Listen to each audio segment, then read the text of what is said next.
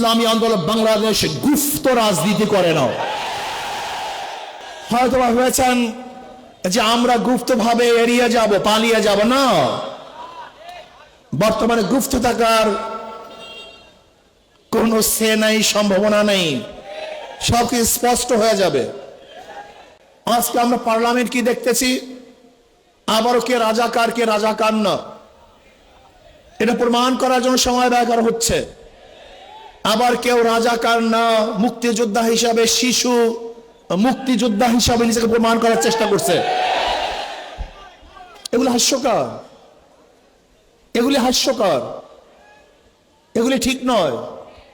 আবার কেউ মুক্তিযোদ্ধার পরিবার হিসাবে নিজেকে পেশ করছেন।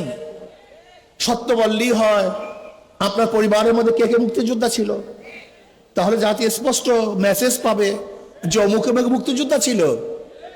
আমার পরিবারের লোক মুক্তিযোদ্ধা, কে কে মুক্তিযোদ্ধা, কোথায় যুদ্ধ করেছেন, কোথায় শহীদ হয়েছেন বলে দেন, তাহলে অস্পষ্টতা থাকবে না।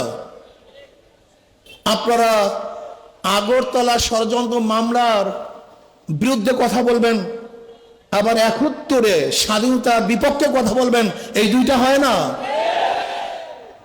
আজকে এক দলের নায়েবে আমির কোরআনী শাসনের জন্য সংবিধানে, সংসদে বক্তব্য দিয়েছেন।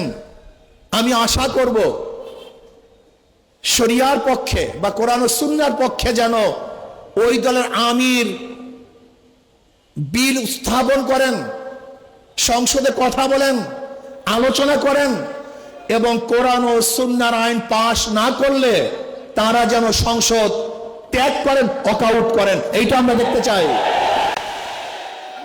আমরা আজকে জনসভার থেকে বিরোধী দলকে স্পষ্ট বক্তব্য দেওয়ার জন্য অনুরোধ করছি। আপনারা কি চান? আপনাদের দলের কে বক্তব্য দিবে যে আমরা কোরআনী শাসন চাই, কোরআনী আইন চাই?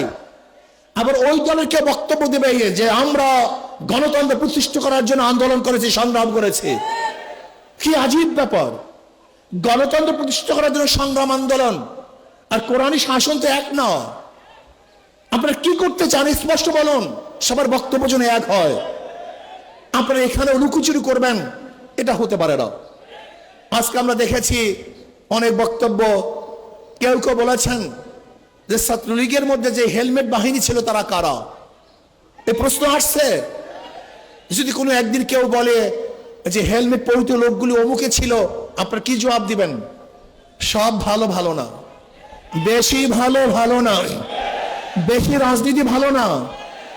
ইদানিং আমরা দেখেছি আপনাদের অতি রাজনীতিতে বিভিন্ন চোরা বালিতে আপনারা আটকিয়ে যাচ্ছেন। এর থেকে বের হতে পারবেন না।